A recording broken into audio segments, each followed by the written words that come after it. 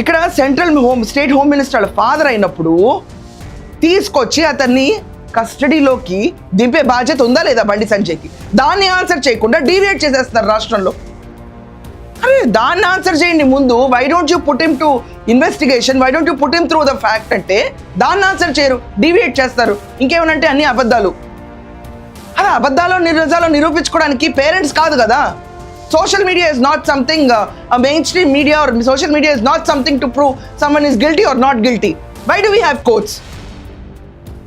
ఒక ఇన్వెస్టిగేషన్ టీమ్ని ఫామ్ చేశారు, నోటీసులు ఇవ్వరు. కానీ బండి భగీరథ్ చాలా విచిత్రంగా ఈ రోజు హైకోర్టుకి యాంటిసిపేటరీ బెయిల్కి వెళ్ళాడు. అంటే 2 రోజుల క్రితం వెళ్ళాడు, ఈ రోజు డేట్ వచ్చింది. ఏమంటే ఇలాంటి కేసులో యాంటిసిపేటరీ బెయిల్ రావటం అనేది అసలు ఇప్పుడు దాకా unheard especially when the girl is a minor. ఇలాంటి మైనర్ ఇష్యూస్లో పాక్సో అప్లై అవుతుందా లేదా అనేది సెకండ్ విషయం పెట్టండి ఇక్కడ.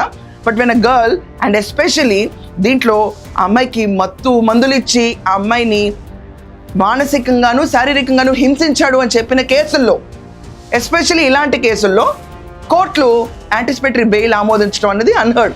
ఒకవేళ ఆమోదించారనుకోండి నమస్కారం చెప్పాలి, మనం ఏం చేయలేం. We are not above courts. సర్వసాధారణంగా చూస్తూ ఉండాలి కళ్ళప్పు చెప్పి మనం. అప్పుడు చట్టం న్యాయం ఎలా వెళ్తుంది అనేది పరిశీలిస్తూ ఉంటారు జనాలు.